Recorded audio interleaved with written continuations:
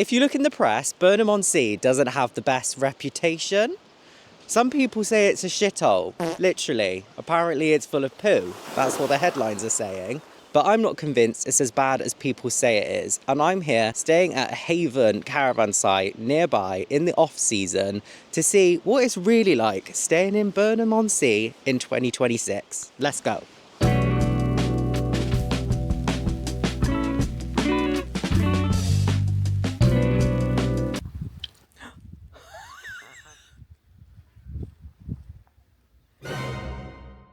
Just found some ducks, chilling. This is their caravan. This is your plot. So this is Brent View, number 11. Bronze standard? Needs a bit of a jet wash. I feel like our caravan is a lot dirtier in comparison to everyone else's. It's true what they say, it's what's on the inside that matters, because on the inside, this caravan was a lot better than I expected. I originally booked Friday to Monday at the beginning of March for £80. I don't know how they do it that cheap. The caravan that I originally booked was a Super Saver caravan. If you know, you know. Those are the bottom of the barrel, the smallest ones. They're narrower than a normal caravan. So I was expecting to be in the worst caravan, probably in the worst position of the site. But this was actually a bronze and they upgraded us. And apart from the outside being a little bit dirty, the inside felt almost brand new. We had a fireplace that made it feel a bit more homely, a nice decent sized TV. The bathroom was also in pretty good nick. The shower was a lot bigger than I was expecting. Usually you don't get much room at all in a caravan shower, but this one was pretty spacious. And this was a 2-bedroom caravan. So we had that standard room with the 2 very narrow single beds. Then we had our main room, which backed out onto some trees, so it was nice and quiet out the back. The trees are actually running parallel to the promenade, so over the other side of the wall from that is the main bit and the front of Burnham-on-Sea. We also had an ensuite bedroom, which was handy. I do feel like this holiday village, that's what they call it, has a lot here, and I will go into more detail later on in the video. It does feel like it's one of the key places to stay when you come to the area. The caravan parks really do dominate this area.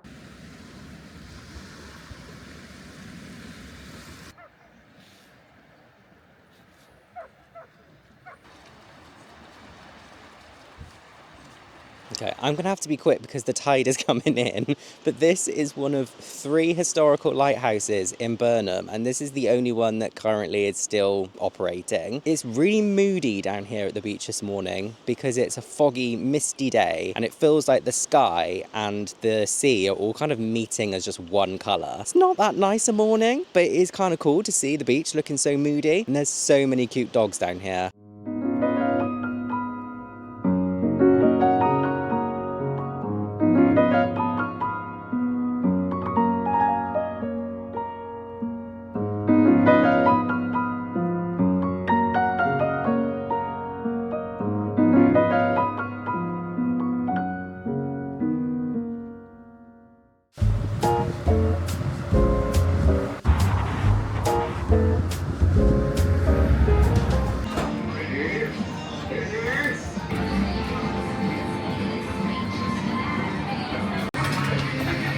Oh yeah.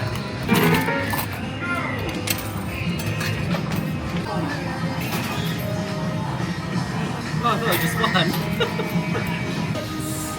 I don't want to do this. I don't want tickets.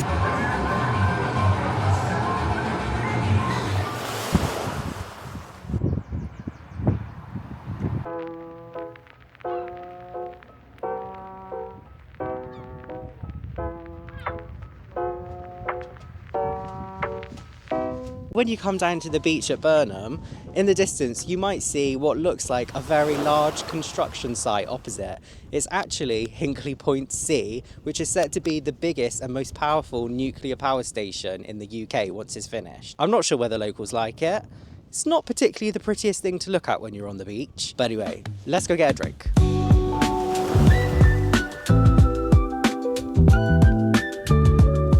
Cheers everyone. Apparently Spoons is the place to be.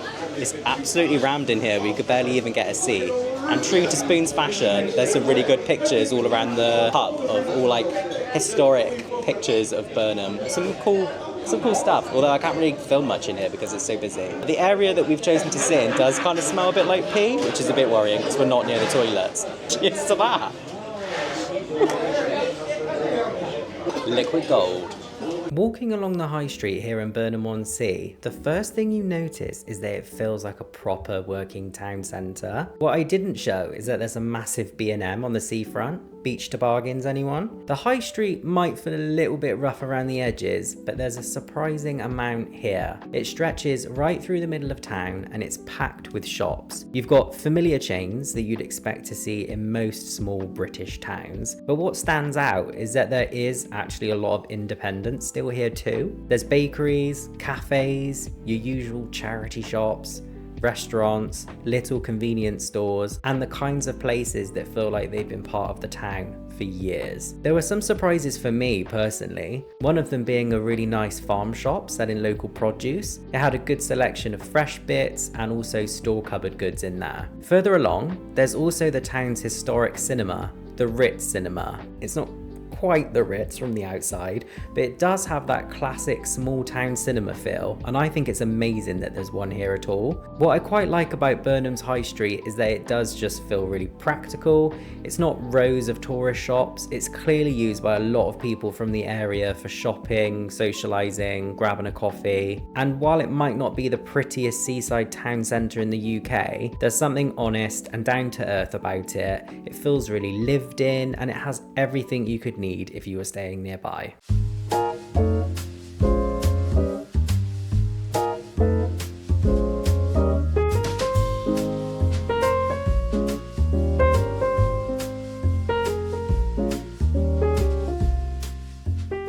One poo,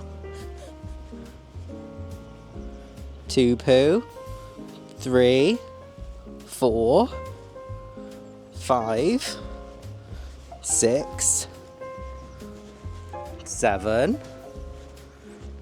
8. Whichever dog did that, I think it was from one dog and they just did it all in pieces, so I'm just going to count that as one poo.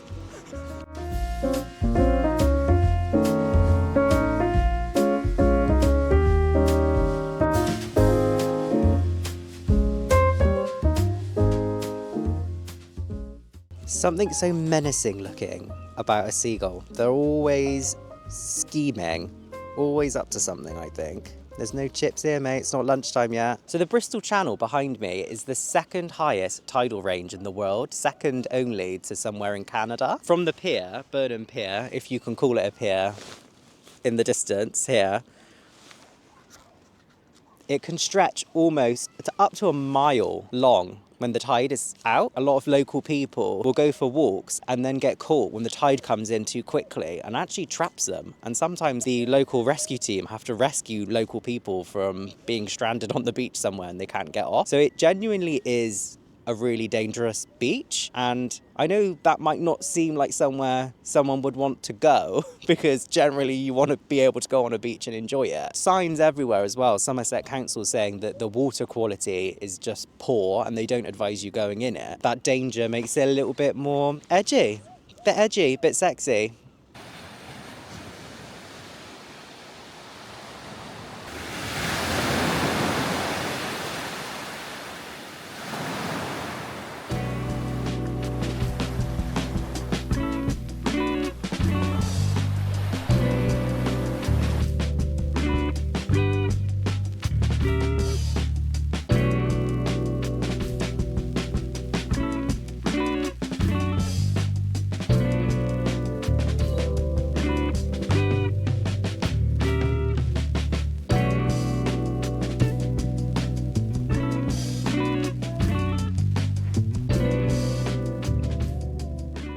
We've just driven 5 minutes down the road to Highbridge to come to a cafe called The Purple Spoon.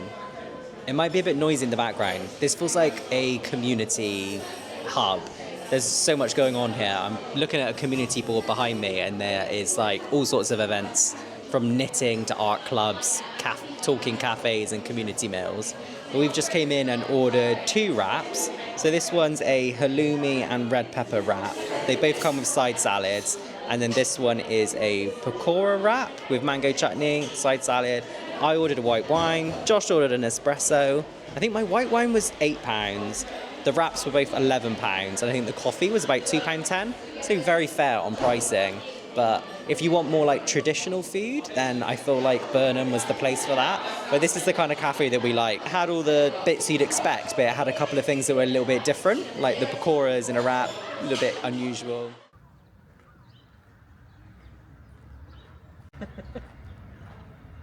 Something we stumbled upon was St Andrew's Church, and right next to it, Cove Gardens. It's a bit tucked away from the seafront, and it's a nice quiet spot. We actually found this by walking along the high street and going past the cinema, and then you get to it at the end. In early March, the church was surrounded by daffodils, and it felt very spring-like. If you needed a place to escape the seagulls and eat your lunch, this would definitely be a nice area to come to.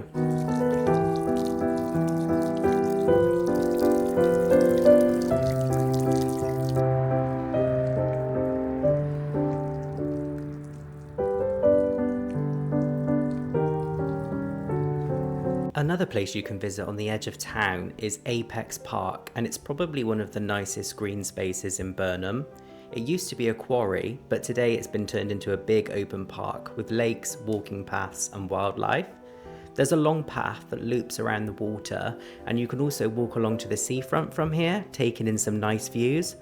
Bearing in mind, when we were here, it wasn't great weather, but on a sunny day, I imagine it's really nice, especially if you can see a sunset. A lot of locals come here to walk their dogs, and there's a park run that happens from here on the weekends too, if you're into running.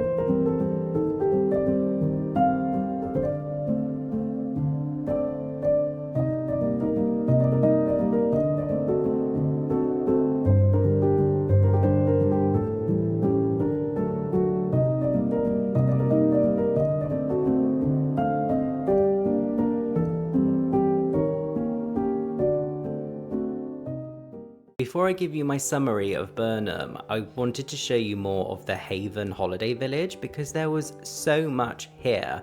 You can see by the map how much is here, but they had a whole adventure village for kids with crazy golf, people were driving around these go-karts, they had pop-up food areas, an indoor and outdoor pool, a stage, climbing frames, playgrounds, trampolines, climbing walls. They literally had everything, even these unicorn boats and dragon boats, which looked really fun actually. And then on the inside of the complex, they had arcades and food outlets like Burger King and Papa John's. We actually had a Burger King when we were there, which was a bit of a treat. And at the other side of the site, there was lakes as well for fishing and walking around. So loads and loads on the site. I would actually really recommend it. So final reflections on Burnham. I'm going to try and have a very balanced view on this. Me and Josh on the whole have had a really good time. It's not full of poo. That bit of poo that I did get on film was a very one-off, and there's bins everywhere. And there's a huge amount of dogs here because there's dog-friendly beaches, so you'd expect there to be incidents now and again, but nothing like they said in the headlines. There was actually one story that I read that said that a child face planted a turd on the promenade, and that just didn't happen. That's just ridiculous. What has really stood out here, for me in particular, is the friendliness of the locals. When we were on the beach in Berrow getting some footage, pretty much everyone who was walking their dog in the morning said hello, and everyone has just been really polite, friendly and chatty. All of the service has been really good, like where we've eaten. It's really down to earth. And I think, obviously, if you're coming somewhere like this, you're not expecting it to be super flashy. Like, you're not in St. Ives in Cornwall.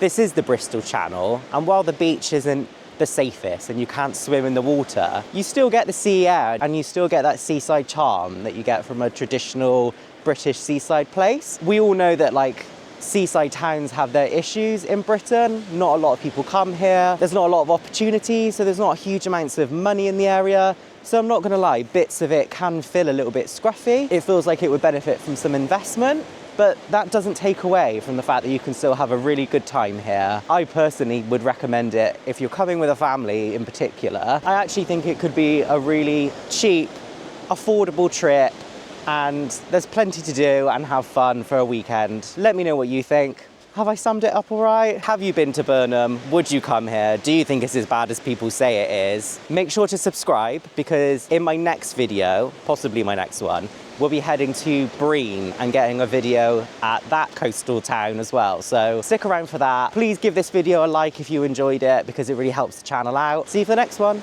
Bye.